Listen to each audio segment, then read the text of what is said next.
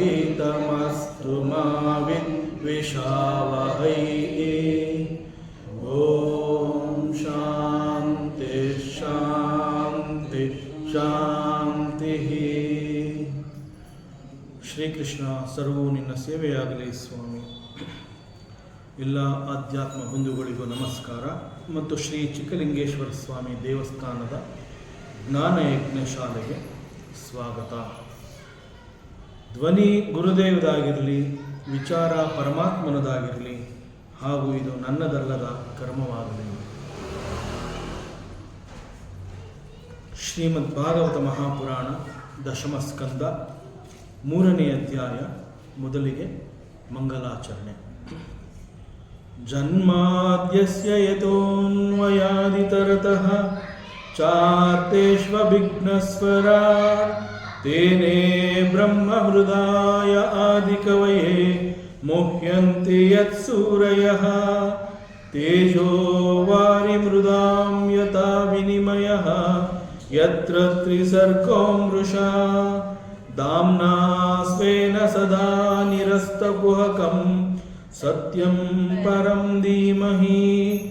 ನಾರಾಯಣಂ ನಮಸ್ಕೃತ್ಯ ನರಂ ಚೈವ ನರೋತ್ತಮಂ ದೇವೀಂ ಸರಸ್ವತೀಂ ವ್ಯಾಸಂ ತತೋ ಜಯಮುದೀರಯೇತ್ ತತೋ ಜಯಮುದೀರಯೇತ್.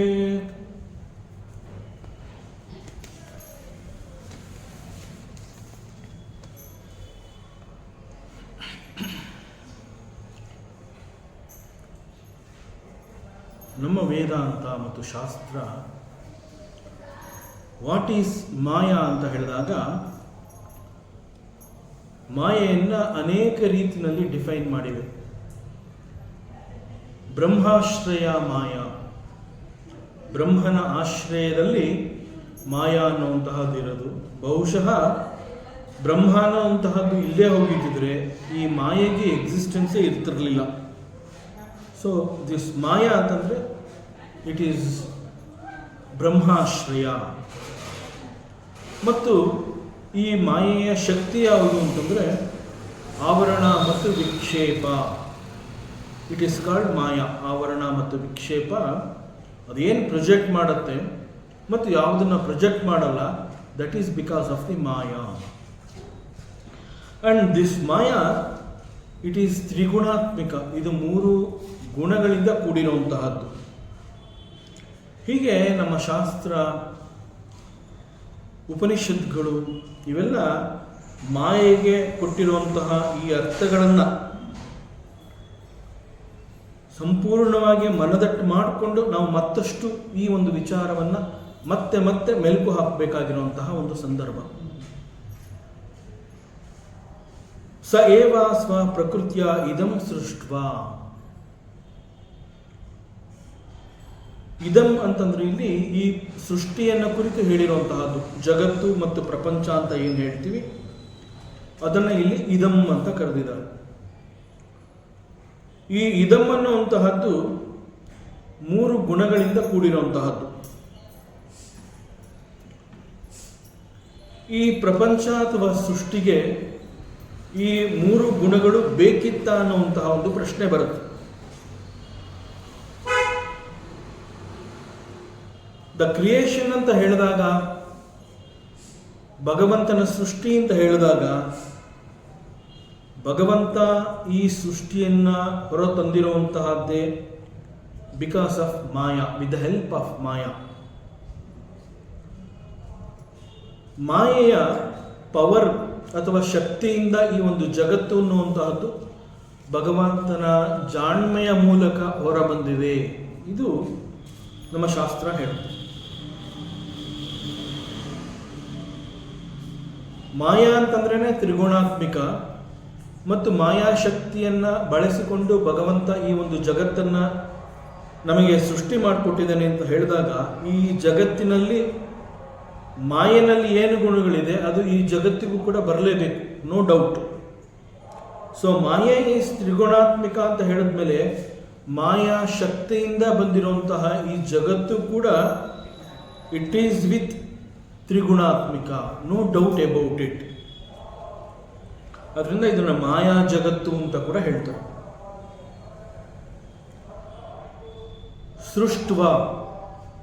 ಸೃಷ್ಟ್ವ ಅಂತಂದರೆ ಕ್ರಿಯೇಷನ್ ಆದ ನಂತರ, ಈಗಾಗಲೇ ಈ ಒಂದು ಸೃಷ್ಟಿ ಅನ್ನುವಂತಹದ್ದು ಆಗಿ ಹೋಗಿದೆ. ಹ್ಯಾವಿಂಗ್ ಕ್ರಿಯೇಟೆಡ್ ಅಂತ ನಾವು ಹೇಳ್ತೀವಲ್ಲ, ದಟ್ ಈಸ್ ಸೃಷ್ಟ್ವ. ಈಗ ಪೂರ್ಣ ಪ್ರಮಾಣದಲ್ಲಿ ಜಗತ್ತು ಹೊರಬಂದಿದೆ, ಸೃಷ್ಟಿ ಆಗಿ ಹೋಗಿದೆ. ಈ ಸೃಷ್ಟಿ ಆಗಿ ಹೋಗಿದೆ. ತದನು ತ್ವಂ ಹಿ ಪ್ರವಿಷ್ಟ ಇವ ಭಾವ್ಯಸೆ. ತ್ವಂ ಅನುಪ್ರವಿಷ್ಟ. ಭಗವಂತ ಈ ಸೃಷ್ಟಿಯನ್ನ ಹೊರತಂದ ನಂತರ ತ್ವಂ ಪ್ರವಿಷ್ಟ, ಹೇ ಭಗವಂತ, ಹೇ ಪರಮಾತ್ಮ, it seems you have entered in to this creation. ನಿನ್ನದೇ ಸೃಷ್ಟಿಗೆ ನೀನು ಬಂದಿದ್ಯಾ ಅನ್ನುವಂತೆ ಕಂಡು ಬರ್ತಾ ಇದೆ. ಆದರೆ ದ ಹೈಯೆಸ್ಟ್ ಟ್ರೂತ್, ಇಲ್ಲಿ ಸತ್ಯ ಏನು ಅಂತಂದರೆ, ಸೃಷ್ಟಿಯಾದಂತಹ ಈ ಜಗತ್ತಿಗೆ ಪರಮಾತ್ಮ ಪ್ರವೇಶವನ್ನು ಪಡೆದಿದ್ದಾನ, ಭಗವಂತ ಈ ಜಗತ್ತಿಗೆ ಬಂದಿದ್ದಾನ. ಪ್ರವಿಷ್ಟ ಅನುಪ್ರವಿಷ್ಟ ಇವ ಭಾವ್ಯಸಿ. It appears, it looks like that, ಅನ್ನಿಸ್ತಾ ಇದೆ. ಸೃಷ್ಟಿಯಾದ ನಂತರ ಭಗವಂತ ಈ ಜಗತ್ತಿಗೆ ಬಂದಿರಬಹುದು. ಇವ ಭಾವ್ಯಸೆ, ಪ್ರವಿಷ್ಟ ಇವ ಭಾವ್ಯಸೆ. ಬಟ್ ಆಕ್ಚುಯಲಿ ಭಗವಂತ, ಯು ಹ್ಯಾವ್ ನಾಟ್ ಎಂಟರ್ಡ್. ಭಗವಂತ ಇಲ್ಲಿಗೆ ಬಂದಿಲ್ಲ, ಬಂದಿರುವಂತೆ ಕಾಣ್ತಾ ಇದೆ. ಹೀಗೆ ಹೇಳಿದಾಗ ಇಲ್ಲಿ ಹೆಚ್ಚು ಗಮನವನ್ನು ಕೊಟ್ಟು ಆಲೋಚನೆ ಮಾಡಬೇಕಾಗುತ್ತೆ. ಭಗವಂತನದೇ ಸೃಷ್ಟಿಗೆ ಭಗವಂತ ಬಂದಿರುವನಂತೆ ಕಾಣ್ತಾ ಇದ್ದಾನೆ. ಆದರೆ ಸತ್ಯ ಏನು ಅಂತಂದ್ರೆ, ಈ ವಿಚಾರದಲ್ಲಿ ಹಿ ಹ್ಯಾಸ್ ನಾಟ್ ಕಮ್, ಅವನು ಬಂದಿಲ್ಲ. ತುಂಬ ಕಾಂಟ್ರವರ್ಸಿ ಸ್ಟೇಟ್ಮೆಂಟ್. ಬಂದಿದ್ದಾನೆ ಅಂತಲೂ ಹೇಳುತ್ತೆ ವೇದಾಂತ, ಅವನು ಬಂದಿಲ್ಲ ಅಂತಲೂ ಹೇಳುತ್ತೆ. ಭಗವಂತನ ಸೃಷ್ಟಿ ಇದು ಅಂತ ಹೇಳುತ್ತೆ. ಆಕ್ಚುಲಿ ಹೂ ಈಸ್ ಜೀವಾತ್ಮ? ಜೀವಾತ್ಮ ಯಾರು? ಪರಮಾತ್ಮನೇ ಕೆಲವು ಆಸೆ ಬಯಕೆಗಳ ಕಾರಣದಿಂದ ಜೀವಾತ್ಮನಾಗಿ ಬದಲಾಗಿ ಹೋಗಿದ್ದಾನೆ. ಬದಲಾಗಿ ಹೋದಂತಹ ಅದೇ ಪರಮಾತ್ಮ ಜೀವಾತ್ಮನಾಗಿ ಈ ಸೃಷ್ಟಿಗೆ, ಈ ಪ್ರಪಂಚವನ್ನ ಅನುಪ್ರವಿಷ್ಟ ಅಂತಂದ್ರೆ he slowly entered in to this creation. ಅನು ಅಂತಂದ್ರೆ ಅನುಸರಿಸಿ, ನಿಧಾನವಾಗಿ ಫಾಲೋ ಮಾಡೋದು, ಈ ಅರ್ಥ ಬರುತ್ತೆ. ಹೂ ಇಸ್ ದಿಸ್ ಜೀವಾತ್ಮ? ಪರಮಾತ್ಮನೇ. Because of some unfulfilled desires, ಕೆಲವು ಆಸೆ ಬಯಕೆಗಳನ್ನು ಪೂರೈಸಿಕೊಳ್ಳಕ್ಕೆ ಆಗದೇ ಇದ್ದಾಗ, ಆ ಆಸೆ ಬಯಕೆಗಳನ್ನು ಪೂರೈಸಿಕೊಳ್ಳೋದಕ್ಕೆ ಪರಮಾತ್ಮ ಜೀವಾತ್ಮನಾಗಿ ಈ ಪ್ರಪಂಚಕ್ಕೆ ಬರಬೇಕಾಯಿತು. ಭಗವಂತನಾಗಿ ಈ ಪ್ರಪಂಚಕ್ಕೆ ಬಂದಿಲ್ಲ. ಈ ಪ್ರಪಂಚಕ್ಕೆ ಅನುಪ್ರವಿಷ್ಟ, ನಿಧಾನವಾಗಿ ಬಂದಿರುವಂತಹದ್ದು ಯಾರು ಅಂತಂದ್ರೆ ಇಟ್ ಈಸ್ ಜೀವಾತ್ಮ. ಜೀವಾತ್ಮ has entered in to this creation. Why ಜೀವಾತ್ಮ ಹ್ಯಾಸ್ ಕಮ್? ಜೀವಾತ್ಮ ಯಾಕೆ ಇಲ್ಲಿ ಬರಬೇಕಾಗಿತ್ತು? ದಿಸ್ ಜೀವಾತ್ಮ ಇನ್ ಹಿಸ್ ಪೂರ್ವ ಜನ್ಮ, out of so many desires, ತನ್ನ ಹಿಂದಿನ ಅನೇಕ ಜನ್ಮಗಳಲ್ಲಿ ಪೂರೈಸ್ಕೊಳ್ಳೋಕ್ಕೆ ಆಗದೇ ಇರುವಂತಹ ಅನೇಕ ಬಯಕೆಗಳನ್ನು ಅವನು ಹೊತ್ಕೊಂಡಿರ್ತಾನೆ. ಯಾಕೆ ಅಂತಂದ್ರೆ ಡಿಸೈರ್ಸ್ ಅಂತ ಹೇಳಿದಾಗ ಒಬ್ಬ ಮನುಷ್ಯನಿಗೆ ಕೇವಲ ನನಗಿದೊಂದು ಆಸೆ ಸಾಕು, ಇನ್ನೊಂದು 2 ಆದರೆ ಸಾಕು, ಇನ್ನು ನನಗೆ ಆಸೆ ಇಲ್ಲ, ಈ ರೀತಿ ನನಗೆ 1 2 ಅಂತ ಅಲ್ಲ. ಬಯಕೆ ಅನ್ನುವಂತಹದ್ದು ಇಟ್ ಈಸ್ ಎ ಪಟ್ಟಿ, ಇಟ್ ಈಸ್ ಅ ಲಿಸ್ಟ್. ನಮ್ಗೆ ಯಾವುದೋ ಒಂದು ಸಂಕಷ್ಟ ಎದುರಾದಾಗ ಬೇರೆ ಯಾವುದೂ ಕಾಣೋದಿಲ್ಲ. ನಾವು ಏನು ಪ್ರೇ ಮಾಡ್ತೀವಿ? ಭಗವಂತ, ಇದೊಂದು ಸಂಕಷ್ಟದಿಂದ ನನ್ನನ್ನು ಪಾರು ಮಾಡ್ಬಿಡಪ್ಪ, ನಾ ಇನ್ನೇನೂ ಕೇಳೋದಿಲ್ಲ. ಬಟ್ ಅವನು ಪಾರು ಮಾಡ್ತಾನೆ. ನಾವು ಕೇಳೋದು ನಿಲ್ಲಿಸಿದೀವ? ನಿಲ್ಲಿಸಿಲ್ಲ. ಮತ್ತೆ ಮತ್ತೆ ನಾವು ಕೇಳ್ಕೊತಾ ಹೋಗ್ತೀವಿ. ಮತ್ತೆ ಮತ್ತೆ ಕೇಳ್ಕೊತಾ ಹೋಗ್ತಾ ಇರುವಂತಹದ್ದು ಬಿಕಾಸ್ ಆಫ್ ದಿ ಅಜ್ಞಾನ, because of the ignorance. What is that ignorance? We have totally forgotten that we are already full. ನಾನು ಈಗಾಗಲೇ ಪೂರ್ಣ, ನನ್ನಲ್ಲಿ ಎಲ್ಲವೂ ಇದೆ, ನನ್ನಲ್ಲಿ ಎಲ್ಲವೂ ಇದೆ ಅನ್ನೋದು ನನ್ನ ಅನುಭವಕ್ಕೆ ಬರ್ತಾ ಇಲ್ಲ. ಯಾಕೆ ಬರ್ತಾ ಇಲ್ಲ? It is because of the ಅಜ್ಞಾನ ಅಂಡ್ ಅವಿದ್ಯೆ. ಯಾವಾಗ ಅನೇಕ ಆಸೆ ಬಯಕೆಗಳಲ್ಲಿ ಕೆಲವುದೆಲ್ಲ ಹಾಗೆ ಉಳ್ಕೊಂಡ್ಬಿಡುತ್ತೆ, ಅಷ್ಟೊತ್ತಿಗೆ ಈ ದೇಹದ ಆಯಸ್ಸು ಮುಗಿದಿರುತ್ತೆ. ಆಯಸ್ಸು ಮುಗಿದ ಕಾರಣ ದೇಹ ನಾಶವಾಗತ್ತೆ. ದೇಹ ನಾಶವಾಗಿರುತ್ತೆ, ಆಸೆ ಬಯಕೆಗಳು ಚಿತ್ತದಲ್ಲಿ ಹಾಗೆ ಹೆಪ್ಪುಗಟ್ಟಿ ನಿಂತಿರುತ್ತೆ.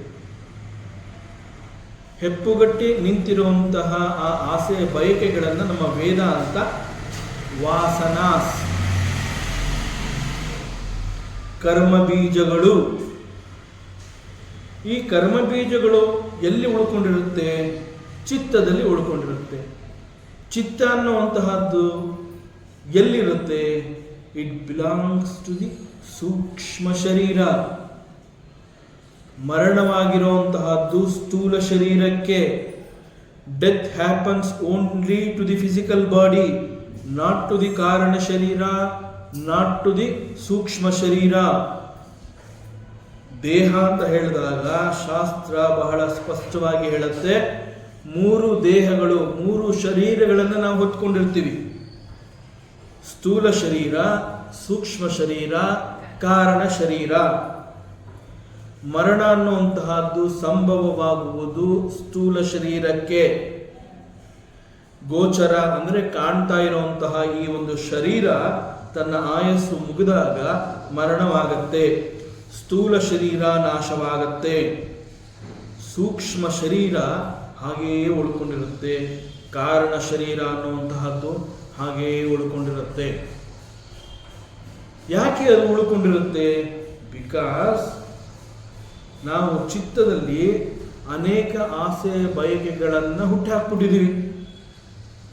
ಅವುಗಳೆಲ್ಲ ಬಹಳ ಸೂಕ್ಷ್ಮ ರೂಪದಿಂದ ವಾಸನಾಗಳು ಅಂತ ಹೇಳಿ ಚಿತ್ತದಲ್ಲಿ ಸ್ಟೋರ್ ಆಗಿದೆ. ಅದು ಈ ಜನ್ಮದಲ್ಲೇ ಮುಗಿಸ್ಕೋಬೋದಾಗಿತ್ತಲ್ಲ, ಈ ಜನ್ಮದಲ್ಲಿ ಅದು ಯಾಕೆ ಆಗಲಿಲ್ಲ? ನಂಬರ್ 1, ಆಯಸ್ಸು ಮುಗಿದಿತ್ತು. ನಂಬರ್ 2, ನಾವು ಯಾವ ಆಸೆ ಬಯಕೆಗಳನ್ನು ಇಟ್ಕೊಂಡಿದ್ವಿ ಅವುಗಳನ್ನು ಅನುಭವಿಸುವಂತಹ ಶರೀರ ಇದಾಗಿರಲಿಲ್ಲ. ನಮ್ಮ ಹೊಸ ಆಸೆ ಬಯಕೆಗಳನ್ನು ಅನುಭವಿಸಿದಕ್ಕೆ ಬೇಕಾಗುವಂತಹ ಶರೀರವನ್ನು ನಾನು ಮತ್ತೆ ಪಡ್ಕೋಬೇಕು.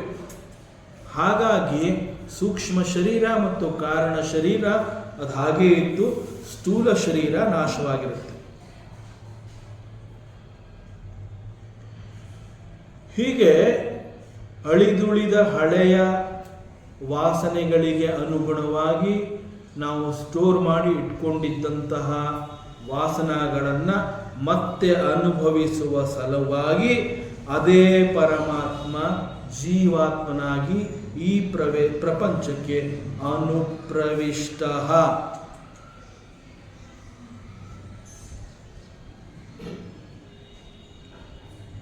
ಅದ್ವೈತ ಫಿಲಾಸಫಿ ಬಹಳ ಸ್ಟ್ರಾಂಗ್ ಆಗಿ ಬಹಳ ಸ್ಪಷ್ಟವಾಗಿ ಹೇಳುತ್ತೆ, ದೇರ್ ಈಸ್ ನೋ ಟೂ, ಎರಡು ಅನ್ನುವಂತಹದ್ದೇ ಇಲ್ಲ, ಅದ್ವೈತ. ಜೀವಾತ್ಮ ಮತ್ತು ಪರಮಾತ್ಮ ಅಂತ ಹೇಳಿ ಅಲ್ಲಿ ಎರಡು ಇರಲಿಲ್ಲ. ಆದರೆ because of the Vasana, because of the ಕರ್ಮ ಬೀಜಾಸ್, ಅವುಗಳನ್ನು ಅನುಭವಿಸುವ ಸಲುವಾಗಿ ತ್ವಂ ಅನುಪ್ರವಿಷ್ಟ, ಈ ಪ್ರಪಂಚವನ್ನ ಅವನು ಬಂದು ಸೇರಿಕೊಂಡ. ಅದೇ ಪರಮಾತ್ಮ ಈಗ ಪ್ರಪಂಚಕ್ಕೆ ಬಂದ ಕಾರಣದಿಂದ he becomes Jivatma, he is no more Paramatma. The same Paramatma, after having entered into this creation, he completely changes himself as Jivatma. He is no more Paramatma.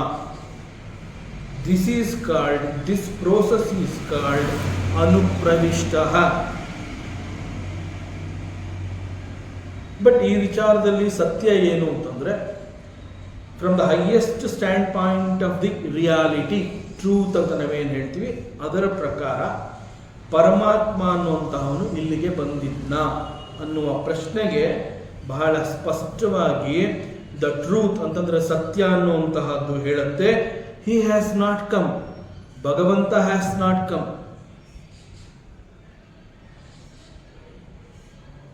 ಹೆಚ್ಚು ಚಿಂತನೆಯನ್ನು ಮಾಡಬೇಕು ನಾವು. ಅವತಾರ ಅಂತ ಹೇಳಿದಾಗ, ಭಗವಂತ ಅವತರಿಸಿ ಬಂದ ಅಂತ ಹೇಳಿದಾಗ ರಾಮ ಇರ್ಬೋದು, ಕೃಷ್ಣ ಇರ್ಬೋದು, ಕೊನೆಯಲ್ಲಿ ಅವರುಗಳ ಮರಣವನ್ನು ಕೂಡ ಪುರಾಣ ತಿಳಿಸುತ್ತೆ.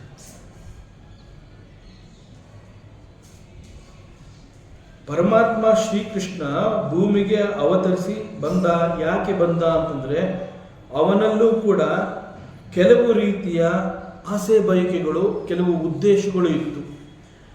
ಧರ್ಮವನ್ನು ಸಂಸ್ಥಾಪನೆ ಮಾಡಬೇಕು, ಭೂಮಿಯ ಮೇಲ್ಗಡೆ ಇರುವಂತಹ ಈ ಒಂದು ಭಾರವನ್ನು ಕಡಿಮೆ ಮಾಡಬೇಕು, ಯಾದವ ಕುಲ ನಾಶವಾಗಬೇಕು, ಹೀಗೆ ಅನೇಕ ದೇರ್ ಆರ್ ಸೋ ಮೆನಿ, ಬೇಕಾದಷ್ಟು ಬೇರೆ ಬೇರೆ ಉದ್ದೇಶಗಳಿತ್ತು. ಅವುಗಳೆಲ್ಲ ಮಾಡಿ ಮುಗಿಸ್ಬೇಕು ಅಂತ ಹೇಳಿ ದಟ್ ಪರಮಾತ್ಮ ಹಿ ಟುಕ್ ದಿ ಅವತಾರ. ಬಟ್ ಮನುಷ್ಯ ಮತ್ತು ಭಗವಂತ ಅಂತ ಹೇಳಿದಾಗ, ಭಗವಂತನ ಅವತಾರ ಅಂತಂದಾಗ ಅಲ್ಲಿ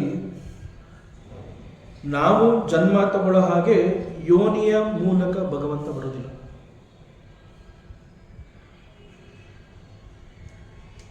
He just appears. That is avatara. So he has not come apravishtaha. But ಭಗವಾನ್ ವೇದವ್ಯಾಸರು ಹೇಳ್ತಾ ಇದ್ದಾರೆ, ಪ್ರವಿಷ್ಟ ಇವ ಭಾವ್ಯಸೆ, ಪ್ರಪಂಚಕ್ಕೆ ಪ್ರವೇಶವನ್ನ ತೆಗೆದುಕೊಂಡು ಬಂದಿದ್ದಾನೆ ಅನ್ನುವಂತೆ he is appearing.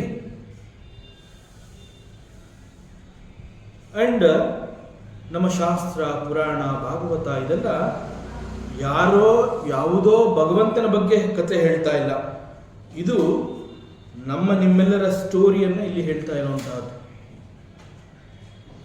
ವಿಚಾರ ಮಾಡ್ತಾ ಇರುವಂತಹದ್ದು ನಮ್ಮ ಬಗ್ಗೆ, ಆತ್ಮದ ಬಗ್ಗೆ.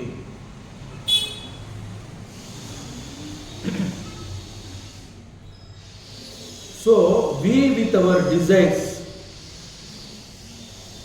ನಮ್ಮದೇ ಕೆಲವು ಪೂರೈಸಿಕೊಳ್ಳಲಾಗದಂತಹ ಆಸೆ ಬಯಕೆಗಳು ಪೂರ್ಣಗೊಳ್ಳದೆ ಉಳ್ಕೊಂಡಿರುತ್ತೆ.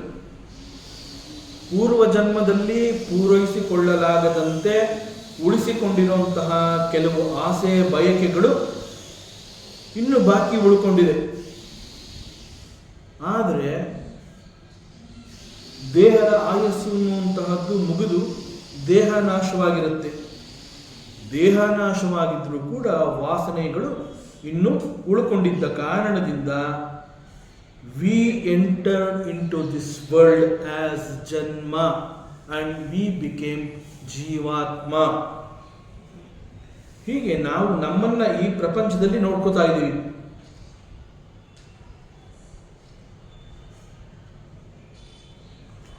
ಸೊ ಭಗವಾನ್ ವೇದವ್ಯಾಸರು ಹೇಳ್ತಾ ಇದ್ದಾರೆ, who is this master of this, ಈ ಒಂದು ಪ್ರಪಂಚ ಅಂತ ನಾವೇನು ಹೇಳ್ತೀವಿ, who is the lord? The same lord, now he is helpless and hopeless in this creation. He comes to this creation as ಜೀವಾತ್ಮ.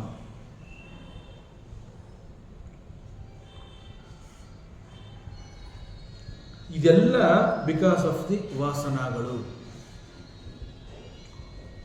ಬಹಳ ಕಠೋರವಾದ ಸತ್ಯ. ದಿನನಿತ್ಯ ನಾವು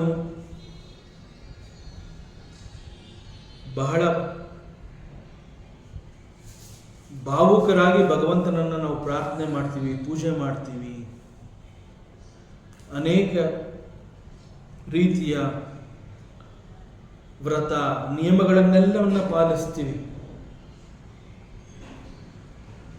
ನನಗಿಂತ ಒಂದು ದೊಡ್ಡ ಶಕ್ತಿ ಒಂದಿದೆ, ಆ ಶಕ್ತಿನ ಭಗವಂತ ಅಂತ ಕರಿತೀವಿ. And he is going to help me, he is going to protect me. ನಮ್ಮನ್ನು ಅವನೇ ರಕ್ಷಣೆ ಮಾಡೋದು. It's all fine, it's all true. But at the same time ವೇದಾಂತವನ್ನು ಗಂಭೀರವಾಗಿ ಚಿಂತನೆ ಮಾಡಬೇಕು, ಸತ್ಯವನ್ನು ತಿಳ್ಕೊಳ್ಳೇಬೇಕು ಅಂತಂದಾಗ ದಿಸ್ ಜೀವಾತ್ಮ ಈಸ್ ನನ್ ಅದರ್ ದ್ಯಾನ್ ಪರಮಾತ್ಮ. ಬಹಳ ಕಷ್ಟ ಆಗುತ್ತೆ. ಅಹಂ ಬ್ರಹ್ಮಾಸ್ಮಿನ್ನ ಅನೇಕರು ಯಾಕೆ ಅರ್ಥ ಮಾಡ್ಕೊಂಡಿಲ್ಲ ಅಂತಂದಾಗ ಈ ಥರ ಡೌಟ್ಸ್ಗಳು ಬರುತ್ತೆ.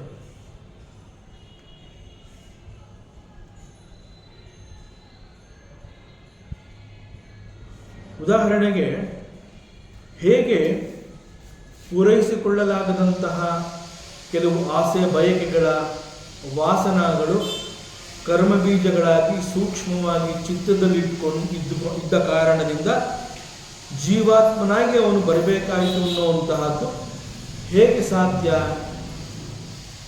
ಇಂತಹ ಕಠೋರ ಸತ್ಯಗಳನ್ನು ನಾವು ಹೇಗೆ ಒಪ್ಕೋಬಹುದು? ಬಹಳ ಕಷ್ಟ.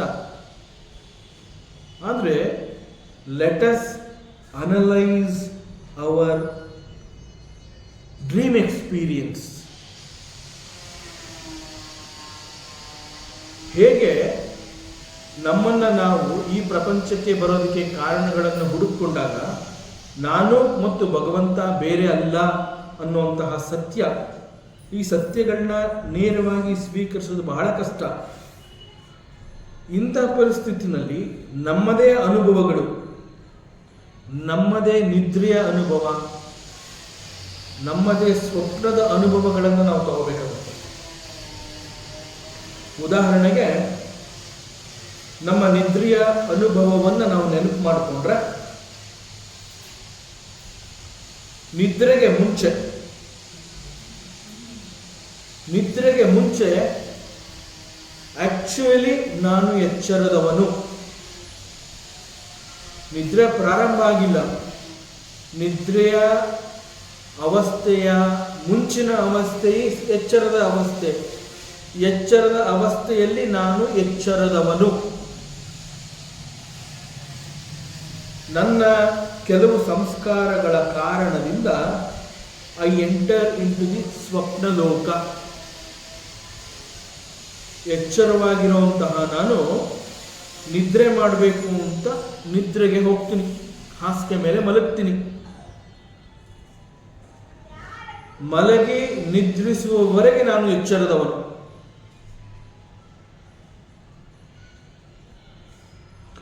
Now I want to sleep. ಹೀಗೆ ಹೇಳಿ ನಿದ್ರೆ ಮಾಡೋದಕ್ಕೆ ನನಗೆ ಪರಿಸರ ಅಕ್ಕಪಕ್ಕ ಎಲ್ಲ ಹೇಗೆ ಬೇಕು, ಹಾಸಿಗೆ ಹೊತ್ತಿಗೆ ಎಲ್ಲ ಏನು ಬೇಕು ಅದೆಲ್ಲ ರೆಡಿ ಮಾಡಿಕೊಂಡು ನಾನು ಮಲ್ಕೋತೀನಿ.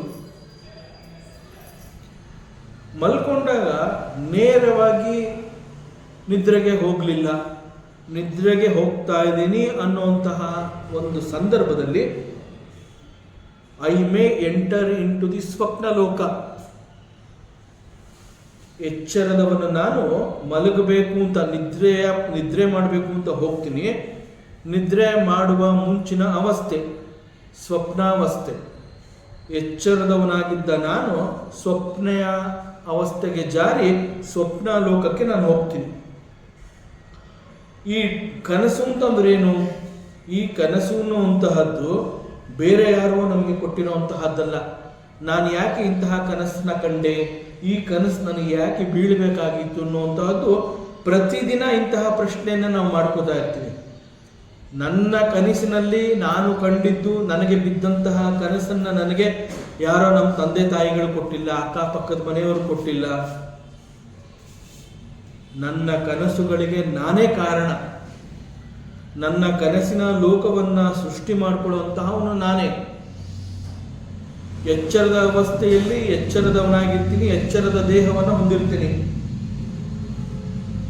ಡ್ರೀಮ್ ವರ್ಲ್ಡ್ಗೆ ಹೋದಾಗ ಎಚ್ಚರದ ಅವಸ್ಥೆಯನ್ನ ಬಿಟ್ಟು ನಾನು ಸ್ವಪ್ನ ಅವಸ್ಥೆಗೆ ಬಂದಿರ್ತೀನಿ.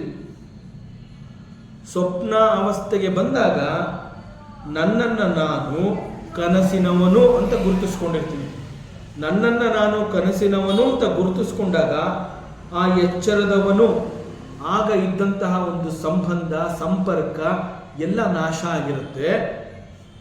ಆ ಕನಸನ್ನೇ ನಿಜ ಅಂತ ತಿಳ್ಕೊಂಡಿರ್ತೀನಿ. ಅದು ಕನಸು ಅಂತಲೂ ಗೊತ್ತಿಲ್ಲ. ಕನಸು ನಡೀತಾ ಇದ್ರೂ ಕೂಡ ಕನಸಿನಲ್ಲಿ ನಾನು ಅದನ್ನು ನಿಜ ಅಂತ ಭ್ರಮಿಸಿ, ನಾನು ಕನಸಿನವನೇ ಆಗಿದ್ರೂ ಕೂಡ ನಾನು ಕನಸಿನವನು ಅಂತ ಗೊತ್ತಿರೋದಿಲ್ಲ, ಅದನ್ನೇ ನಿಜ ಅಂತ ತಿಳ್ಕೊಂಡಿರ್ತೀನಿ. ಕನಸಿನ ದೇಹದೊಂದಿಗೆ ನಾನು ನನ್ನನ್ನು ಗುರುತಿಸ್ಕೋಬೇಕಾದ್ರೆ it is not that easy. There are 2 conditions I have to fulfil. ಮೊಟ್ಟ ಮೊದಲು ನಾನು ಮಾಡಬೇಕಾಗಿರುವಂತಹದ್ದು ಎಚ್ಚರದ ಅವಸ್ಥೆಯೊಂದಿಗೆ ಇರುವಂತಹ ನನ್ನೆಲ್ಲ ಸಂಬಂಧವನ್ನ ಸಂಪರ್ಕವನ್ನ ನಾನು ಬಿಟ್ಕೊಡ್ಬೇಕಾಗತ್ತೆ. I have to disassociate myself from the waking state. ಆ ನಂತರದಲ್ಲಿ ನಾನು ಕನಸಿನ ದೇಹದೊಂದಿಗೆ ನನ್ನನ್ನು ಗುರುತಿಸ್ಕೊಂಡು ಕನಸಿನ ಲೋಕಕ್ಕೆ ಹೋಗ್ತೀನಿ. ಕನಸಿನ ಲೋಕಕ್ಕೆ ಹೋಗ್ಬೇಕಾದ್ರೆ ಅಲ್ಲಿ ಎಚ್ಚರದ ಯಾವ ಸಂಬಂಧಗಳು ಕೂಡ ನನ್ನ ಜೊತೆ ಇರೋದಿಲ್ಲ. ಎಚ್ಚರದ ಲೋಕ ಇರೋದಿಲ್ಲ, ಕನಸಿನ ಲೋಕ ಇರುತ್ತೆ, ಕನಸಿನ ದೇಹ ಇರುತ್ತೆ, ನಾನು ಕನಸಿನವನು ಆಗಿರ್ತೀನಿ. ಈ ಕನಸಿನ ಲೋಕವನ್ನ ನನಗೆ ಕೊಟ್ಟವರು ಯಾರು? ಕನಸಿನ ಲೋಕವನ್ನ ಕ್ರಿಯೇಟ್ ಮಾಡಿಕೊಂಡಿದ್ದು ನಾನೇ. I am the creator of this dream ಲೋಕ. ಡ್ರೀಮ್ ಲೋಕದಲ್ಲಿ ನನಗೆ ಅಂತ ಒಂದು ದೇಹ ಸಿಕ್ಕಿರುತ್ತೆ, ಕನಸಿನ ದೇಹ. ಹೂ ಗೇವ್ ದಟ್ ಕನಸಿನ ದೇಹ? ಅಗೇನ್ ಕನಸಿನ ದೇಹ ಈಸ್ ಮೈ ಓನ್ ಕ್ರಿಯೇಷನ್.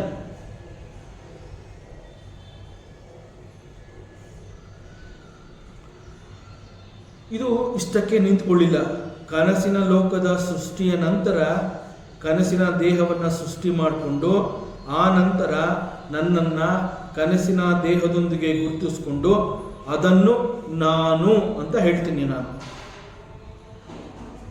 ಎಚ್ಚರದ ಅವಸ್ಥೆಯಿಂದ ಕನಸಿನ ಲೋಕಕ್ಕೆ ಹೇಗೆ ನಾನು ಹೋಗ್ತೀನಿ? ಒಂದು ಪ್ಲಾಟ್ಫಾರ್ಮ್ ಬಿಟ್ಟು ಇನ್ನೊಂದು ಪ್ಲಾಟ್ಫಾರ್ಮ್ಗೆ ಹೋಗ್ತೀನಿ. ಎಚ್ಚರದ ಪ್ಲಾಟ್ಫಾರ್ಮ್ ಬಿಟ್ಟು ಡ್ರೀಮ್ ಪ್ಲಾಟ್ಫಾರ್ಮ್ಗೆ ಹೋದಾಗ ಎಚ್ಚರದ ಅವಸ್ಥೆಯನ್ನು ಬಿಟ್ಕೊಟ್ಟು I attach to the dream world. Going into the dream world is called ಅನುಪ್ರವಿಷ್ಟ.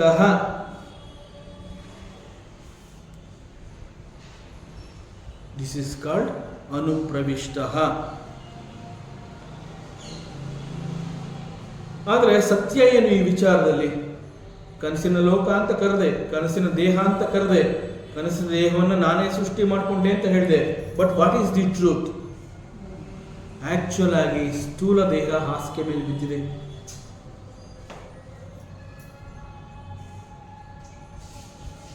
ಪ್ರಾಣ ಇದೆ, ದೇಹ ಇದೆ, ಎಚ್ಚರದ ಲೋಕ ಕೂಡ ಇದೆ. ಯಾವುದು ಗೊತ್ತಾಗ್ತಾ ಇಲ್ಲ. ದಟ್ ಈಸ್ ದಿ ಸತ್ಯ. ನಾನು ನಿದ್ದೆ ಮಾಡಬೇಕು ಅಂತ ಹೇಳಿ comfortably I slept on the bed. ಎಚ್ಚರದ ಸ್ಥಿತಿಯಲ್ಲಿದ್ದ ನಾನು ನಿಧಾನವಾಗಿ took an entry into the dream world as a dreamer. This process is called anupravishta.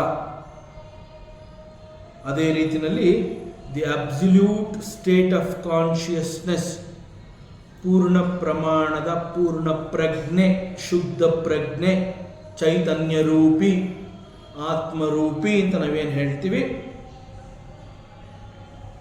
ಅದು ಪೂರ್ಣ ಪ್ರಜ್ಞಾ ಸ್ಥಿತಿಯಿಂದ ಮಿಥ್ಯಾರೂಪವಾದ ಈ ಜಗತ್ತಿಗೆ ಅನುಪ್ರವಿಷ್ಟ. But really speaking, from the standpoint of the highest reality, ಈ ರೀತಿ ನಡೆಯೋದಕ್ಕೆ ಸಾಧ್ಯವೇ ಇಲ್ಲ. ಕನಸಿನ ದೇಹ ಅಂತ ಹೇಳಿದ್ರು ಹಾಸಿಗೆ ಮೇಲೆ ಹೇಗೆ ಒಂದು ಸ್ಥೂಲ ದೇಹ ಬಿದ್ದಿರುತ್ತೆ, ಆ ರೀತಿಯಲ್ಲಿ ಪ್ಯೂರ್ ಕಾನ್ಷಿಯಸ್ನೆಸ್ ಅಂತ ನಾವೇನು ಹೇಳ್ತಾ ಇದ್ದೀವಿ, ಅದು ಈ ಪ್ರಪಂಚಕ್ಕೆ, ಈ ಒಂದು ಮಿಥ್ಯಾ ಜಗತ್ತಿಗೆ ಬರೋದಕ್ಕೆ ಸಾಧ್ಯವೇ ಇಲ್ಲ. ಬಂದಂತೆ ಪ್ರವಿಷ್ಟ ಇವ ಭಾವ್ಯಸೆ, ಅದನ್ನು ಇಲ್ಲಿ ಭಗವಾನ್ ವೇದವ್ಯಾಸರು ಅದೇ ಸತ್ಯವನ್ನು ಇಲ್ಲಿ ತಿಳಿಸ್ತಾ ಇರೋದು. ಪ್ರವಿಷ್ಟ ಇವ ಭಾವ್ಯಸಿ ಅಂತ ಹೇಳ್ತಾ ಇದ್ದಾರೆ. ಸೊ ದಿಸ್ ಈಸ್, ಇಂತಹ ಒಂದು ಸತ್ಯಗಳು ವೆರಿ ವೆರಿ ಕಾಂಟಂಪ್ಲೇಟಿವ್ ಸ್ಟೇಟ್ಮೆಂಟ್. ವೇದಾಂತ ಈ ಥರ ಸತ್ಯವನ್ನು ನೇರವಾಗಿ ತಿಳಿಸಿದಾಗ ಸಾಕಷ್ಟು ಕನ್ಫ್ಯೂಷನ್ಸ್ಗಳಾಗುತ್ತೆ.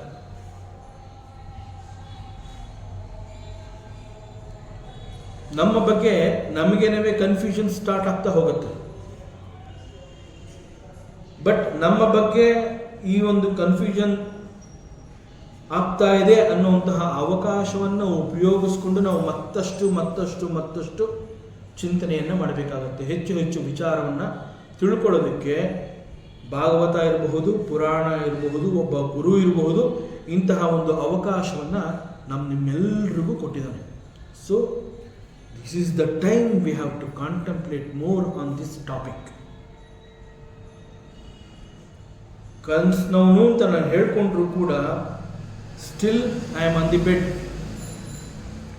ಕನಸಿನ ಲೋಕಕ್ಕೆ ಬಂದವನಂತೆ ಭಾವಿಸುತ್ತಿರುವೆ. But what is the truth? It is only a mental imagination. ಈ ಒಂದು ಮೆಂಟಲ್ ಇಮ್ಯಾಜಿನೇಷನ್ ನಡೀತಾ ಇದೆಯಲ್ಲ, ಇದು ಹೀಗೆ ನಡೀತಾ ಇರೋ ಸಂದರ್ಭದಲ್ಲಿ I have no control on it. ಅದನ್ನು ನಿಯಂತ್ರಿಸುವಂತಹ ಶಕ್ತಿನೇ ನನಗಿಲ್ಲ. ಯಾಕಿದು? It is because of the maya. Last week ನೀವೊಂದು ಕ್ವಶನ್ ಕೇಳಿದ್ರಿ, ಭ್ರಮೆ, ಇಲ್ಯೂಷನ್ ನೆಕ್ಸ್ಟ್ ಬರುತ್ತೆ ಅಂತ ಹೇಳಿದ್ದೆ. This is the illusion. ಈ ಭ್ರಮೆ ಅನ್ನುವಂತಹದ್ದು ನಿಜದಂತೆ ತೋರುತ್ತೆ, ಸತ್ಯ ಭ್ರಮೆಯಂತೆ ತೋರುತ್ತೆ. ಭ್ರಮೆ ಅನ್ನುವಂತಹದ್ದು ಸತ್ಯ ಅಂತ ಕಾಣಿಸುತ್ತೆ, ಆದರೆ ಸತ್ಯ ಅನ್ನುವಂತಹದ್ದು ಭ್ರಮೆ ಥರ ಆಗೋಗುತ್ತೆ. The real is unseen, but unfortunately unreal becomes the real. That is the power of maya. ಈ ಕಾರಣದಿಂದ ಭಗವಾನ್ ವೇದವ್ಯಾಸರು ಹೇಳ್ತಾ ಇದ್ದಾರೆ, ಪ್ರವಿಷ್ಟ ಇವ ಭಾವ್ಯಸೆ. It is only an appearance. Appearance is not the truth. So ಸತ್ಯ ಏನು ಹಾಗಾದರೆ? ಅಪ್ರವಿಷ್ಟ. ಹೇ ಭಗವಂತ, ನೀನು ಬಂದೇ ಇಲ್ಲಪ್ಪ. ಬಂದಿರೋದು ಯಾರು? ಜೀವಾತ್ಮ. ಜೀವಾತ್ಮ ಇಲ್ಲಿಗೆ ಬಂದು ಭಗವಂತ ಬಂದಿದ್ದಾನೆ, ಇದು ಅವನ ಕ್ರಿಯೇಷನ್ನು, ಇಲ್ಲಿಗೆ ಅವನು ಬರ್ತಾನೆ, ಬಂದಿರಬಹುದು. ಇವೆಲ್ಲವನ್ನ ಜೀವಾತ್ಮ ಈ ರೀತಿ ತನ್ನ ಕಲ್ಪನೆಗೆ ಅಥವಾ ತನ್ನ ಯೋಚನೆಗೆ ಸಿಕ್ಕಂತೆ ಇವುಗಳನ್ನೆಲ್ಲ ಅನುಭವಿಸ್ತಾ ಹೋಗ್ತಾನೆ.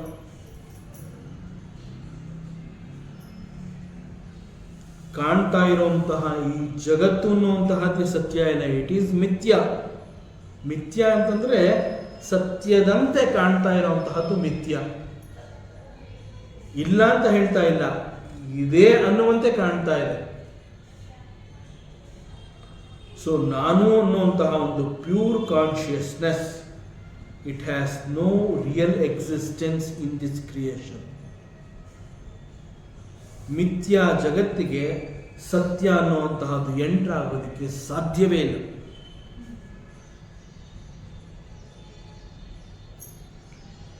But with the power of maya, ಮಾಯೆಯ ಕಾರಣದಿಂದ ನಾನು ಅನ್ನುವ ಅಹಂ ಈ ಪ್ರಪಂಚವನ್ನು ಸೃಷ್ಟಿ ಮಾಡಿಕೊಂಡು ಇಲ್ಲಿಗೆ ಬಂದು ಅನೇಕ ರೀತಿಯ ಸುಖ ದುಃಖಗಳ ಅನುಭವಗಳನ್ನು ನಿರಂತರವಾಗಿ ಕಾಣ್ತಾ ಇದೆ.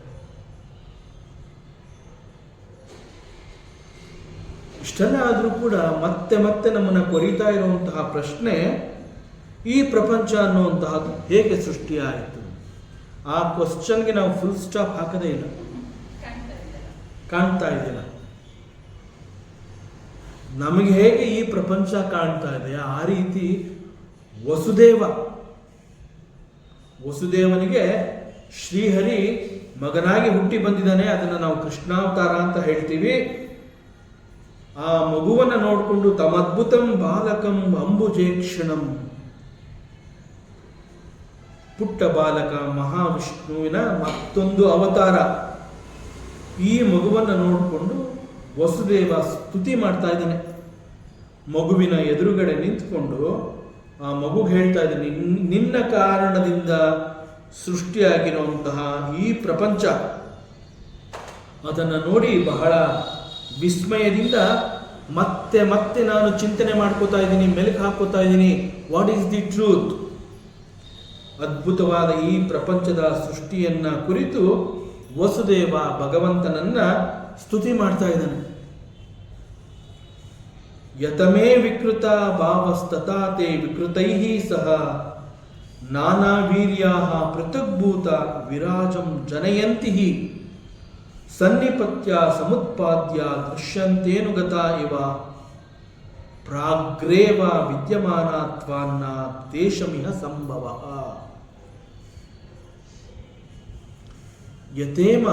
ಯತೇಮೇ ಅವಿಕೃತ ಭಾವಃ ತಥಾ ತೇ ವಿಕೃತೇಃ ಸಹ ನಾನಾ ವೀರ್ಯಾಃ ಪೃಥಗ್ಭೂತಾಃ ವಿರಾಜಂ ಜನಯಂತಿ. ಯಥಾ ಇಮೇ ಅವಿಕೃತ ಭಾವಾಃ,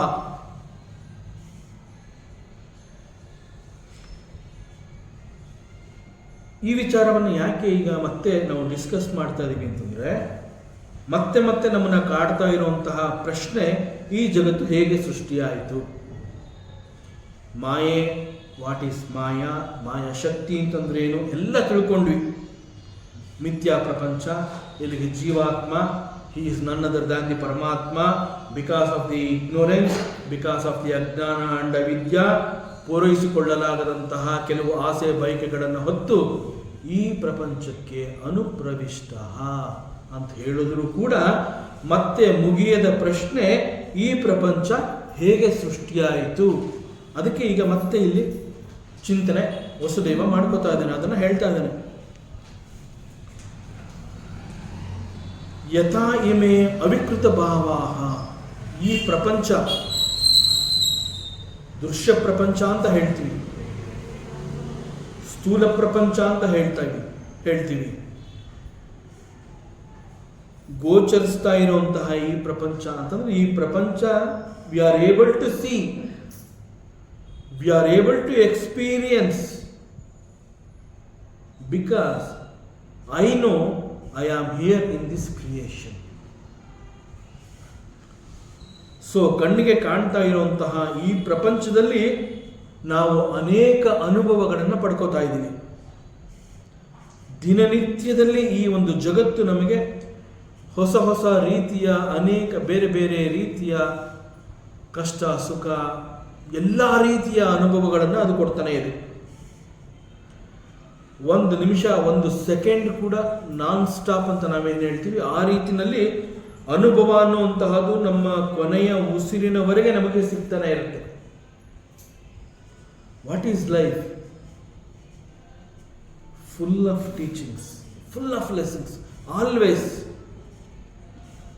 ತಾಯಿಯ ಗರ್ಭದಿಂದ ಅಮ್ಮ ಅಂತ ಹತ್ಕೊಂಡು ಈಚೆ ಬಂದಾಗ್ಲಿಂದ ಉಸಿರು ನಿಲ್ಲುವವರೆಗೆ, ಕೊನೆ ಕ್ಷಣದವರೆಗೆ ಈ ಪ್ರಪಂಚ ಅನ್ನುವಂತಹದ್ದು ನಮಗೆ ಅನೇಕ ಪಾಠಗಳನ್ನು ಕಲಿಸುತ್ತೆ. Continuously we have to learn.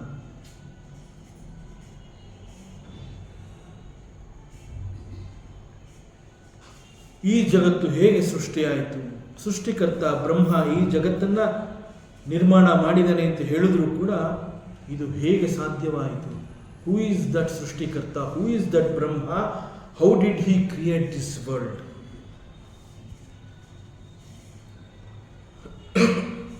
ಅನೇಕಗಳಿಂದ ತುಂಬಿಕೊಂಡಿರುವಂತಹ ಈ ಜಗತ್ತು ಈಸ್ ವೆರಿ ವೆಲ್ ಪ್ಲ್ಯಾನ್ಡ್. ಜಗತ್ತಿನಲ್ಲಿ ಇಂತಹದ್ದು ಇಲ್ಲ ಅನ್ನುವ ಕೊರತೆಯೇ ಕಾಣಿಸಿದಂತೆ ಇಲ್ಲಿ ಎಲ್ಲವನ್ನ ತುಂಬಿಸಿ ಇಟ್ಟಿದ್ದಾನೆ. ಯಾರ್ಯಾರೇ ಯೋಗ್ಯತೆಗೆ ಯಾವ್ಯಾವುದು ಎಷ್ಟೆಷ್ಟು ಸಿಗಬೇಕು ಅಷ್ಟಷ್ಟು ಸಿಗ್ತಾ ಇದೆ. ನನಗೆ ಸಿಕ್ಕಿರೋದಕ್ಕಿಂತ ಮತ್ತೊಬ್ಬನಿಗೆ ಜಾಸ್ತಿ ಸಿಗುತ್ತೆ, ನನಗೆ ಸಿಕ್ಕಿರೋದಕ್ಕಿಂತ ಮತ್ತೊಬ್ಬನಿಗೆ ಕಡಿಮೆ ಸಿಗುತ್ತೆ. ಆದರೆ ಎಲ್ರಿಗೂ ಇದೆ, ಇದು ಎಲ್ರಿಗೂ ಇಲ್ಲಿದೆ, ಯಾರಿಗೂ ಇದು ಇಲ್ಲ ಅಂತ ಹೇಳ್ತಾ ಇಲ್ಲ. ನಿನಗೆ ಬೇಕಾಗಿರೋದನ್ನ ಪಡ್ಕೊಳ್ಳೋದಕ್ಕೆ ನೀನು you have to work hard, struggle, strive. ಗೀತೆನಲ್ಲಿ ಭಗವಂತ 3ನೇ ಅಧ್ಯಾಯದಲ್ಲಿ ಕರ್ಮಯೋಗದಲ್ಲಿ ಹೇಳ್ತಾನೆ, ಕರ್ಮವನ್ನ ಮಾಡದೆ ನೀನು ಸುಮ್ಮನೆ ಇರೋದಕ್ಕೆ ಸಾಧ್ಯವೇ ಇಲ್ಲ. ಏನು ಮಾಡಲ್ಲ ಅಂತ ಹೇಳಿ ಒಂದು ಮೂಲೆಯಲ್ಲಿ ನೀನು ಕೂತ್ರು ಕೂಡ ನಿನ್ನ ಮನಸ್ಸಿನಲ್ಲಿ ಸುತ್ತುತ್ತಾನೆ ಇರುತ್ತೆ, ಅನೇಕ ಕೆಲಸಗಳು ನಡೀತಾನೆ ಇರುತ್ತೆ. You cannot sit ಐಡ್ಲಿ. ನೀನು ಇರೋದಕ್ಕಾಗದೇ ಇಲ್ಲ. ಸೊ ಇಲ್ಲಿ ಎಲ್ಲವೂ ಇದೆ, ಎಲ್ಲವೂ ಕಾಣಿಸ್ತಾ ಇದೆ, ಎಲ್ಲ ಸಿಗ್ತಾ ಇದೆ. ಎಲ್ಲವೂ ಸಿಗೋ ಹಾಗೆ, ಎಲ್ಲವೂ ಸಿಗದೇ ಇರೋ ಹಾಗೆ. ಒಬ್ರಿಗೆ ಸಿಕ್ಕಿದೆ, ಒಬ್ರಿಗೆ ಸಿಕ್ಕಿಲ್ಲ, ಒಬ್ರಿಗೆ ಸಿಗಲೇಬಾರದು, ಇನ್ನೊಬ್ರಿಗೆ ಸದಾ ಸಿಗಬೇಕು. ಎಷ್ಟು ಇಂಟೆಲಿಜೆಂಟ್ ಭಗವಂತ ನೀನು! ಇದನ್ನೆಲ್ಲ ಹೇಗೆ ನೀನು ಕ್ರಿಯೇಟ್ ಮಾಡಿದೆ? ಮತ್ತೆ ಮತ್ತೆ ನನ್ನ ಕಣ್ಣೆದುರಿಗೆ ಅವನಿಗೆ ಸಿಗ್ತಾ ಇರೋ ಹಂಗೆ ಮಾಡ್ತಾ ಇದೆಯಾ? ಮತ್ತೆ ಮತ್ತೆ ನನಗೇನು ಸಿಗದೇ ಇರೋ ಹಂಗೆ ಮಾಡ್ತಾ ಇದೆಯಾ? What is your intelligence? What is your jaanme? How did you create this beautiful world? ಮಾಯೆ ಅಂತ ಹೇಳಿ ಬ್ರಹ್ಮಾಶ್ರಯ ತ್ರಿಗುಣಾತ್ಮಿಕ ಮಾಯಾ ಅಸ್ತಿ. ಒನ್ ಮೋರ್ ಡೆಫಿನಿಷನ್, ಈ ಪ್ರಪಂಚ ಹೇಗೆ ಸೃಷ್ಟಿಯಾಯಿತು ಅನ್ನೋದಕ್ಕೆ. ಮಾಯಾ ಅಂತಂದ್ರೆ ಏನು ಅನ್ನೋದಕ್ಕೆ ಮತ್ತೆ ಶಾಸ್ತ್ರ ಡಿಫೈನ್ ಮಾಡಿ ಹೇಳ್ತಾ ಇದೆ. There is a very great power. ಈ ಒಂದು ಯೂನಿವರ್ಸ್ ಅಂತ ನಾವೇನು ಹೇಳ್ತೀವಿ, ಈ ಒಂದು ವಿಶ್ವದಲ್ಲಿ ಒಂದು ದೊಡ್ಡ ಅದ್ಭುತವಾದ ಶಕ್ತಿ ಇದೆ. ಆ ಶಕ್ತಿಯನ್ನು ನಾವು ಊಹೆ ಮಾಡ್ಕೊಳ್ಳೋದಕ್ಕಾಗೋದಿಲ್ಲ, ಕಲ್ಪನೆ ಮಾಡ್ಕೊಳ್ಳೋಕ್ಕಾಗೋದಿಲ್ಲ. ಅಂತಹ ಶಕ್ತಿಯನ್ನು ನಾನು ಕೂಡ ಸಂಪಾದನೆ ಮಾಡ್ಕೋತೀನಿ ಅಂತ ಹೇಳಿಕೊಳ್ಳೋಷ್ಟು ಧೈರ್ಯ ಕೂಡ ನನಗಿಲ್ಲ. That shakti is called atimanusha shakti. That atimanusha shakti is called maya. So ಈ ಮಾಯೆ ಎನ್ನುವಂತಹದ್ದೇ ಬ್ರಹ್ಮಾಶ್ರಯ, ತ್ರಿಗುಣಾತ್ಮಿಕ ಮತ್ತು ಅತಿಮಾನುಷ ಶಕ್ತಿಯಿಂದ ಮೊಟ್ಟ ಮೊದಲಿಗೆ ಬಂದಿದ್ದು ಆಕಾಶ. ವೇದಾಂತ ಉಪನಿಷತ್ತುಗಳು ಬಹಳ ಸ್ಪಷ್ಟವಾಗಿ ಹೇಳುತ್ತೆ, ತತಃ ಆಕಾಶ ಸಂಭೂತಃ.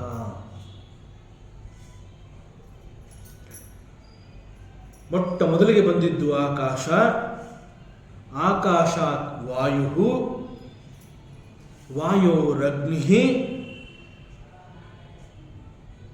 ಅಗ್ನಿಯಿಂದ ಆಪಹ ಅಂತಂದ್ರೆ ನೀರು, ಅದ್ಭ್ಯ ಪೃಥ್ವಿ, ಈ ಪೃಥ್ವಿಯಲ್ಲಿ ಓಷಧ, ಓಷಧಿ ಅಂತಂದ್ರೆ ಅನೇಕ ಸಸ್ಯಗಳು, ಆಹಾರ, ಅನ್ನ, ಬೆಳೆ ಅಂತ ನಾವೇನು ಹೇಳ್ತೀವಿ,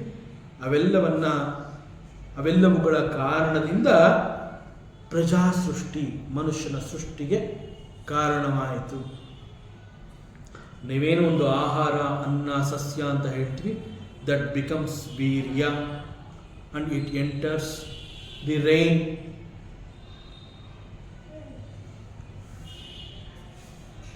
ಆ ಮಳೆ ನೀರು ಭೂಮಿಗೆ ಬಿದ್ದಾಗ ಮತ್ತೆ ಹೊಸ ಹೊಸ ಸಸ್ಯಗಳು, ಹೊಸ ಹೊಸ ಬೆಳೆಗಳು. ಆ ಕಾಲದಲ್ಲಿ ಯಾರ್ಯಾರು ಯಾವ್ಯಾವ ಜಾಗದಲ್ಲಿ ಯಾವ್ಯಾವ ಊಟಗಳನ್ನು ಮಾಡ್ತಾರೆ, ಆ ಮಾಡುವಂತಹ ಊಟದಲ್ಲಿ ಯಾವ್ಯಾವ ರೀತಿಯ ಶಕ್ತಿ ಇತ್ತು, ಆ ಶಕ್ತಿಗೆ ತಕ್ಕಂತೆ ಮತ್ತೆ ಮತ್ತೆ ಮುಂದೆ ಪ್ರಜಾ ಸೃಷ್ಟಿ, ಅವರ ವಂಶ, ಅವರ ಮಕ್ಕಳು, ಅವ್ರ ಮಕ್ಕಳು, ಅವ್ರ ಮಕ್ಕಳು, ಅವ್ರ ಮಕ್ಕಳು.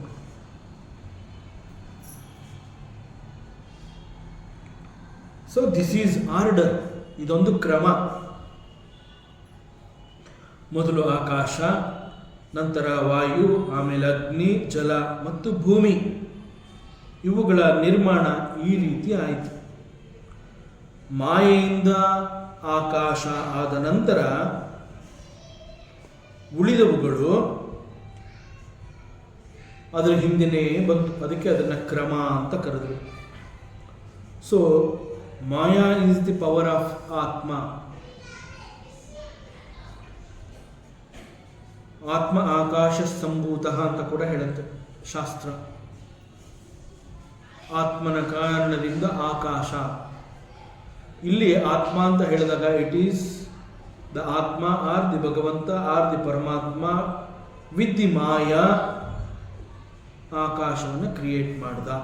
ಆಕಾಶ ಮೊದಲಿಗೆ ಬಂತು. ಈ ಆಕಾಶದ ಹಿಂದೆ ಅದನ್ನು ಅನುಸರಿಸಿ ಬಂದಂತಹ ಉಳಿದ ನಾಲ್ಕುಗಳು ಎಲ್ಲವೂ ಸೇರಿ ಒಟ್ಟು ದಿ 5 ಗ್ರೇಟ್ ಎಲಿಮೆಂಟ್ಸ್, ಪಂಚಮಹಾಭೂತಗಳು ಅಂತ ಕರೆಸಿಕೊಂಡು. ಹೀಗೆ ಹೇಳಿದಾಗ ಇಲ್ಲಿ ಒಂದು ಪ್ರಶ್ನೆ ಬರುತ್ತೆ. ಆತ್ಮನಿಂದ ಅಥವಾ ಆತ್ಮನ ಶಕ್ತಿಯಾದ ಮಾಯೆಯಿಂದ ಈ 5 ಎಲಿಮೆಂಟ್ಸ್ ಬಂತು ಅನ್ನೋದು ನಿಜ. ಶಾಸ್ತ್ರ ಬಹಳ ಸ್ಪಷ್ಟವಾಗಿ ಹೇಳ್ತಾ ಇದೆ. ಆದರೆ ಇಲ್ಲಿ ಪ್ರಶ್ನೆ ಏನು ಅಂತಂದ್ರೆ, ಈ ಪಂಚಭೂತಗಳು, ದ 5 ಗ್ರೇಟ್ ಎಲಿಮೆಂಟ್ಸ್, ಇವುಗಳು ಸ್ಥೂಲ ರೂಪದಲ್ಲಿ ಇದ್ವಾ ಅಥವಾ ಸೂಕ್ಷ್ಮ ರೂಪದಲ್ಲಿ ಇದ್ವಾ? ಅರ್ಥಾತ್ ಈ ಪಂಚಭೂತಗಳು ಗೋಚರಕ್ಕೆ ಸಿಗುವಂತೆ ಇದ್ವಾ ಅಥವಾ ಅಗೋಚರ ಅಂತಂದ್ರೆ ಅವುಗಳು ಇದ್ದು ಕಾಣದಂತೆ ಸೂಕ್ಷ್ಮ ರೂಪದಲ್ಲಿ ಅವುಗಳೆಲ್ಲ ಇದ್ವಾ? ಶಾಸ್ತ್ರ ಹೇಳುತ್ತೆ 5 ಗ್ರೇಟ್ ಎಲಿಮೆಂಟ್ಸ್, ಪಂಚಮಹಾಭೂತಗಳು ಅಂತ ಹೇಳಿದಾಗ ಬಿಫೋರ್ ಪ್ರಜಾ ಸೃಷ್ಟಿ ಈ 5 ಗ್ರೇಟ್ ಎಲಿಮೆಂಟ್ಸ್ ಇವುಗಳು ಬಹಳ ಸೂಕ್ಷ್ಮವಾಗಿಯೇ ಇದ್ವು, ಸೂಕ್ಷ್ಮ ರೂಪದಲ್ಲಿಯೇ ಇದ್ವು. ಇವುಗಳು ಗೋಚರಕ್ಕೆ ಸಿಗದಂತೆ ಇದ್ವು. ಅವುಗಳನ್ನು ನಾವು ನೋಡಕ್ಕೆ ಆಗ್ತಿರಲಿಲ್ಲ. ಈ ಒಂದು ಸಂದರ್ಭದಲ್ಲಿ ಶಾಸ್ತ್ರ ಇದನ್ನ ಅಪಂಚೀಕೃತ ಪಂಚಮಹಾಭೂತ ಅಂತ ಹೇಳುತ್ತೆ. ಈ ಪಂಚಭೂತಗಳು they have not undergone the process of panchikaranam. ಪಂಚೀಕರಣಂ ಅಂತಂದ್ರೆ ಏನು?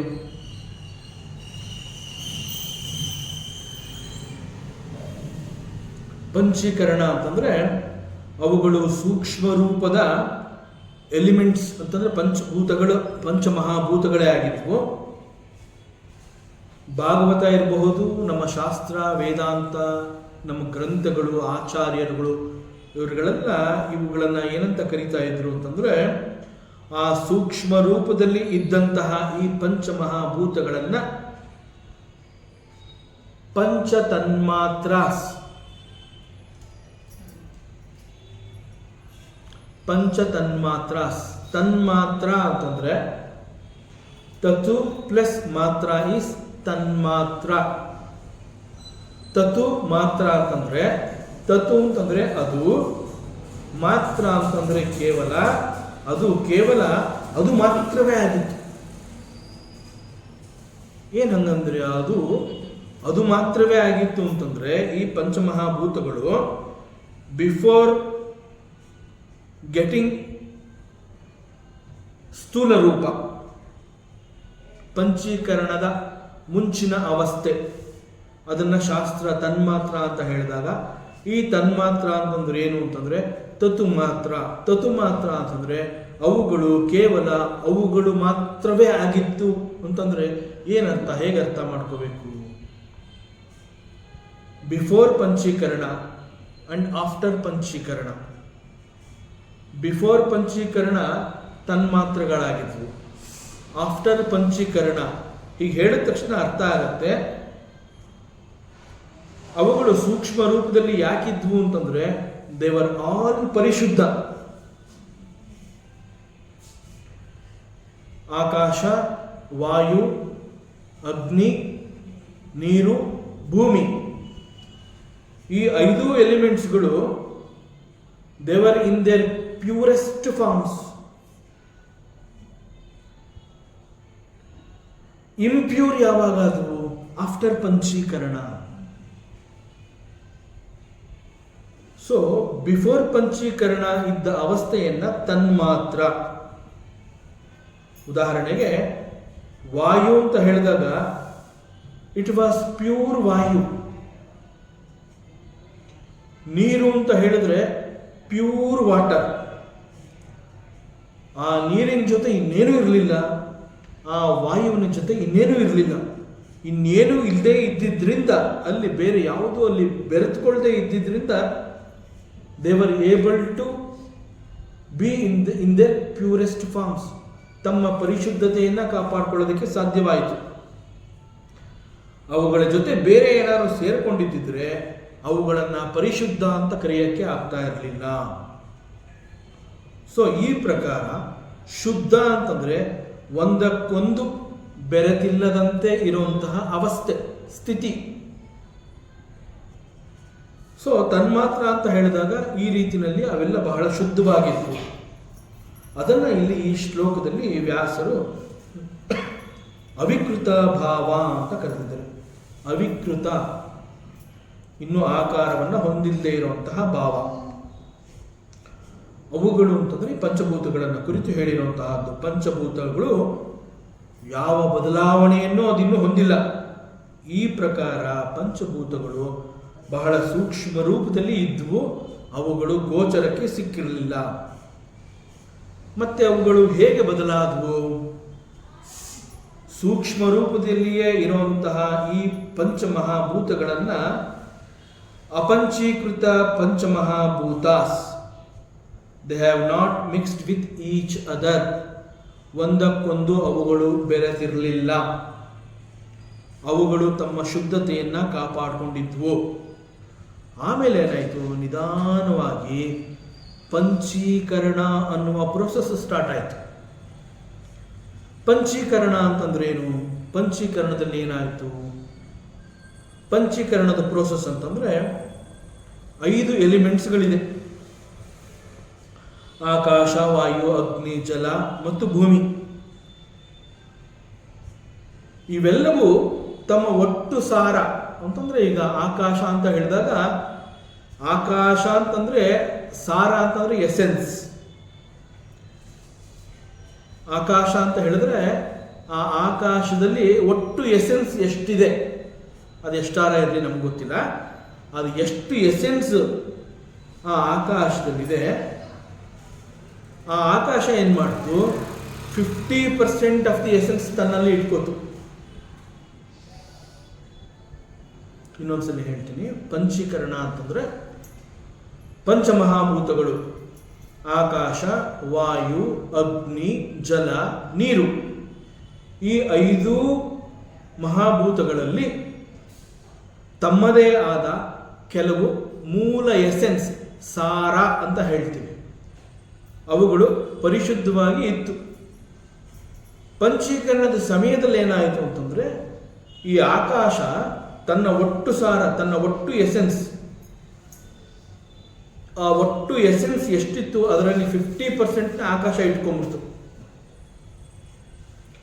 ಇನ್ನು 50% ಏನ್ ಮಾಡ್ತದು? 4 ಭಾಗ ಮಾಡ್ತು.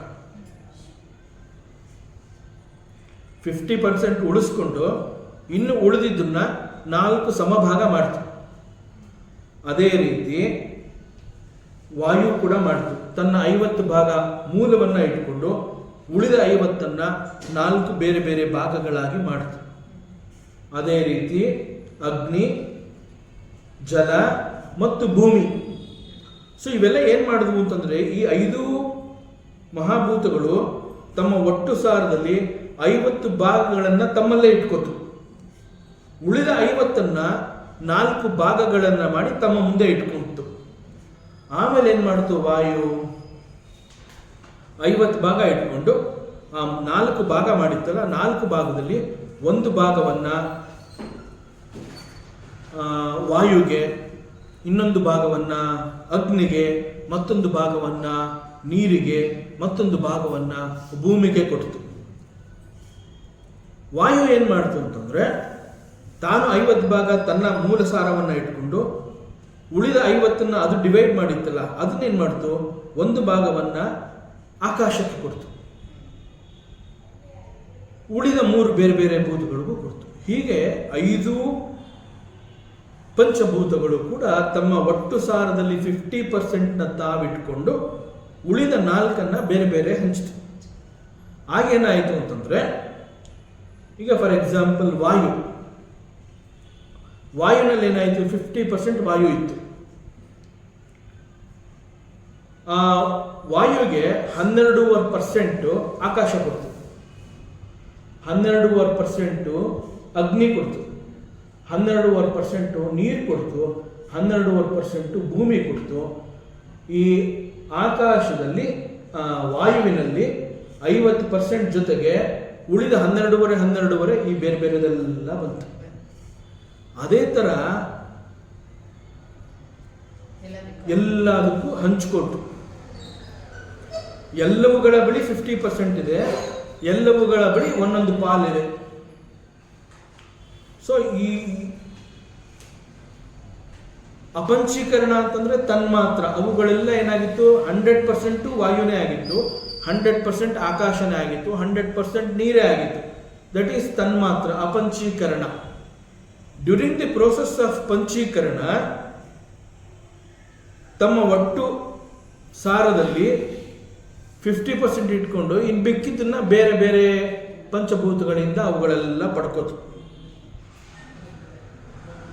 ಈ ಪ್ರೋಸೆಸ್ ಆದ್ಮೇಲೆ ಏನಾಯಿತು, ದೇರ್ ರಿಮೈನ್ಸ್ ನೋ ಪ್ಯೂರಿಟಿ. ಅದು ತಮ್ಮ ಪರಿಶುದ್ಧತೆಯನ್ನು ಕಳ್ಕೋತು. ಪರಿಶುದ್ಧತೆಯನ್ನು ಕಳ್ಕೊಂಡ ನಂತರ ಏನಾಯಿತು ಅಂತಂದರೆ, ಅಲ್ಲಿವರೆಗೆ ಶುದ್ಧವಾಗಿದ್ದ ಕಾರಣದಿಂದ ಈ ಪಂಚಮಹಾಭೂತಗಳು ಸೂಕ್ಷ್ಮ ರೂಪದಲ್ಲೇ ಇದ್ಕೊಂಡು ಗೋಚರಕ್ಕೆ ಸಿಕ್ಕಿರಲಿಲ್ಲ. ಯಾವಾಗ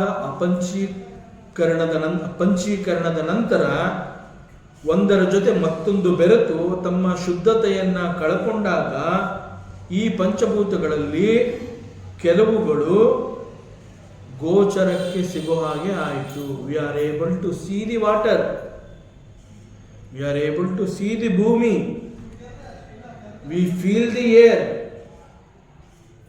through mind we understand the space. ಆಕಾಶ ಸಿಕ್ಕಾಪಟ್ಟೆ ಸೂಕ್ಷ್ಮ. ಪಂಚೀಕರಣ ಆದಮೇಲೆ ಮನಸ್ಸಿನಲ್ಲಿ ಕಲ್ಪನೆಗೆ ಸಿಗೋ ಹಾಗಾಯಿತು. ಅಪಂಚೀಕರಣದ ಸಮಯದಲ್ಲಿ ಮನಸ್ಸಿಗೂ ಅದು ಸಿಗ್ತಿರ್ಲಿಲ್ಲ, ಯಾವುದೂ ಇರಲಿಲ್ಲ, ಎಲ್ಲ ದಟ್ ಈಸ್ ತನ್ಮಾತ್ರ, ತತು ಮಾತ್ರ. ಅವುಗಳು ಕೇವಲ ಅವುಗಳಾಗಿ ಮಾತ್ರವೇ ಇದ್ದಿದ್ದರಿಂದ ದೇ ಆರ್ ಕಾಲ್ಡ್ ತನ್ಮಾತ್ರಾಸ್.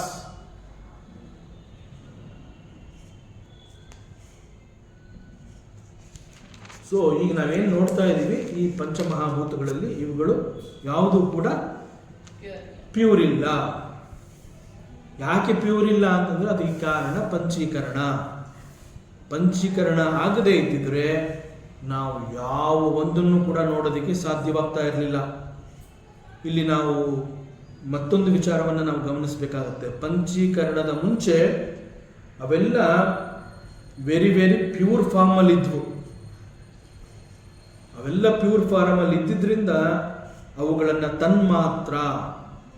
ತನ್ಮಾತ್ರವಾಗಿದ್ದ ಅವುಗಳು ಒಂದರ ಜೊತೆ ಮತ್ತೊಂದು ಸೇರಿಕೊಂಡ ಪರಿಣಾಮದಿಂದ ಪಂಚೀಕರಣವಾಗಿ ಬದಲಾಯಿತು.